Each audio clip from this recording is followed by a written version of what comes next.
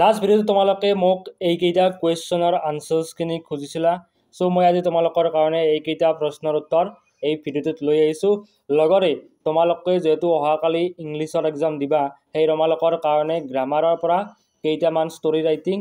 লগতে কেইটামান important MCQs আৰু কেইটামান ইম্পৰ্টেণ্ট কুৱেশ্যনছ লৈ আহিছোঁ চ' তোমালোকে ভিডিঅ'টো ভালদৰে শেষলৈকে চাবা আৰু কথাখিনি ভালদৰে বুজি ল'বা অ'কে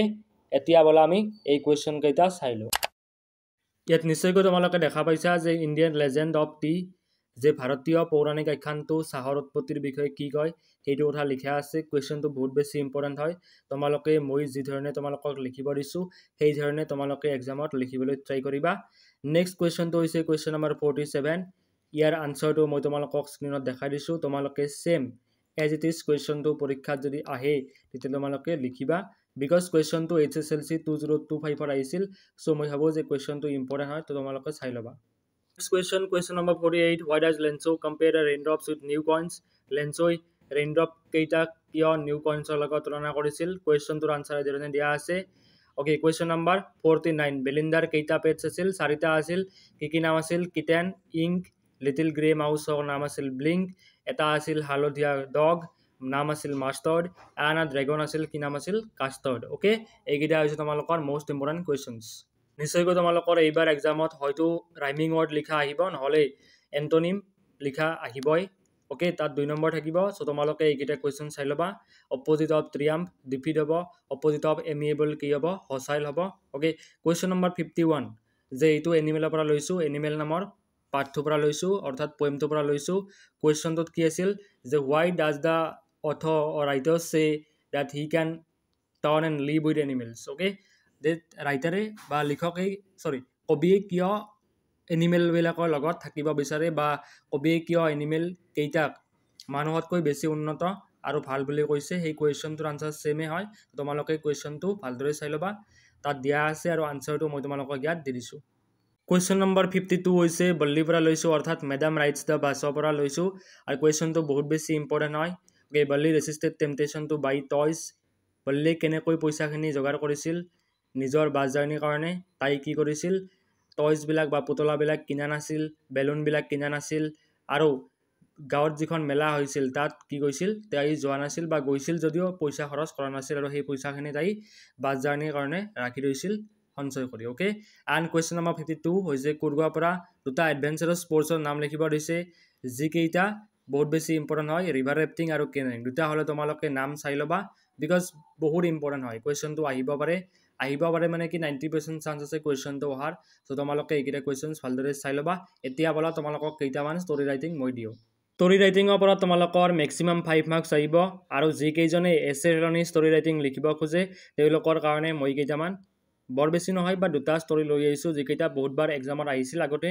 চ' বহুত বেছি ইম্পৰ্টেণ্ট হ'ব তোমালোকক এই ধৰণে এটা আউটলাইন দিয়া থাকিব আৰু 100 পৰা 120টা শব্দৰ ভিতৰত তোমালোকৰ এটা ষ্টৰি লিখিবলৈ দিব টু ফ্ৰেণ্ডছ ট্ৰেভেলিং থ্ৰু আ ফৰেষ্ট দুজন বন্ধু আছিল হাবিৰ মাজৰে গৈ আছিল অ'কে খালী ঠাই দিয়া আছে we are coming towards them এটা ভালুক আহিছিল তোমালোকে নিশ্চয়কৈ সাধুকথাটি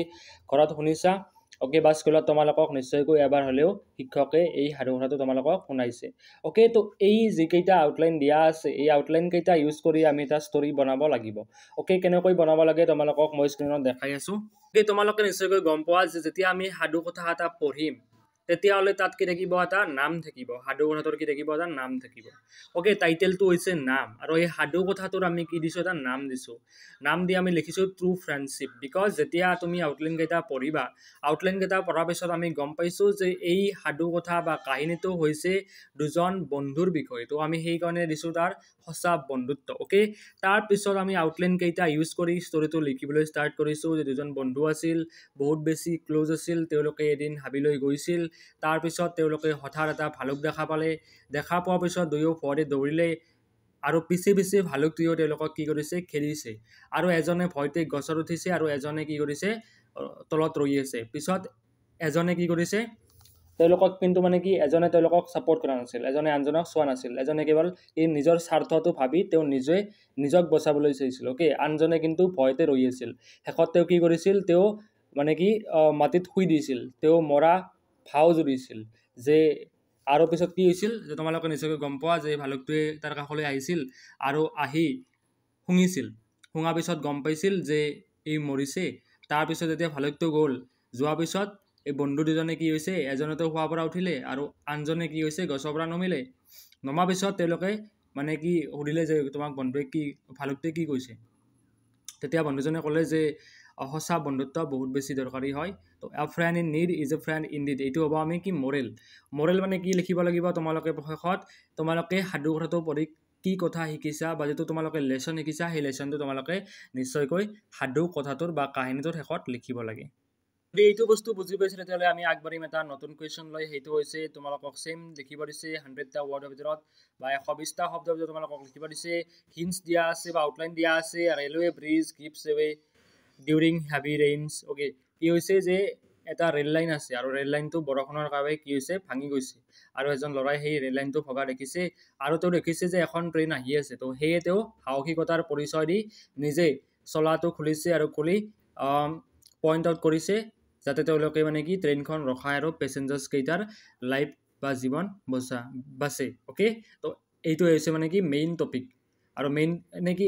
এইখিনিৰ ওপৰতে আমি মানে কি লিখিব লাগিব বনাই ওকে তো কেনেকৈ লিখিব লাগে তোমালোকক দেখাই আছো যেহেতু কাহিনীটো হৈছে এজন সাহসী ল'ৰাৰ বিষয়ে সেয়ে মই কি কৰিছোঁ টাইটেলটো দিছোঁ আ ব্ৰেভ বয় ব্ৰেভ মানে হৈছে সাহসী এজন সাহসী ল'ৰা আৰু কাহিনীটো মই এধৰণে লিখিছোঁ it was raining heavily and the river নিয়াৰ ৰাজুছ ভিলেজ ওকে চোৱা যেটো কেৰেক্টাৰ আছে বা চৰিত্ৰ আছে এই চৰিত্ৰটোৰ নাম দিছোঁ মই ৰাজু দিছোঁ তোমালোকে মানে কি নিজা মতে তোমালোকে দিব পাৰিবা আৰু মই ষ্টৰিটো লিখিবলৈ ট্ৰাই কৰিছোঁ তোমালোকে নিশ্চয়কৈ দেখা পাইছা ইমান কেইটা মানে কি যিমান পাৰি সিমান শৰ্টত মই তোমালোকৰ কাৰণে ষ্টৰিটো লিখি দিছোঁ তো তোমালোকে যদি বিচৰা তেতিয়াহ'লে তোমালোকে এই দুয়োটা ষ্টৰি তোমালোকে ভালদৰে চাব পাৰিবা আৰু এইকেইটা কুৱেশ্যনছ ইম্পৰ্টেণ্ট হয় বিকজ পৰীক্ষাত বহুতবাৰ আহি আছে সেয়ে মই লৈছোঁ যেহেতু তোমালোকৰ হাতত বহুত কম সময় আছে সেয়ে কম সময়ত তোমালোকে ৰিভিজন হোৱাৰ কাৰণে এই দুটা ষ্টৰি দিছো আৰু কোৱেশ্চনছ কেইটাৰ আনসাৰ দিছো এতিয়া আমি কেইটামান এমসিকিউজ ডিসকাস কৰিম এই কেইটা এমসিকিউ বহুত বেছি ইম্পৰ্টেন্ট হ'ব what is the origin of the people of Coorg according to the author যে কুৰ্গৰ ব্যক্তিসকলৰ অৰিজিন কি হয় বা তেওঁলোক কোনটো মানে কি কাৰ বংশধৰ এইটো সুধিছে তো আৰবিক আৰু গ্ৰীকৰ হয় ইয়াৰ লগত যেটো লং কুৱেশ্চন আছে সেইটো মই তোমালোকক এটাচ কৰি দিছো সো তোমালোকে প্লিজ এই কুৱেশ্চনটো মুখস্থ কৰিবা আৰু এই লং কুৱেশ্চনটো হৈছে what story suggest that the people of Coorg or of Arabic or Greek descendant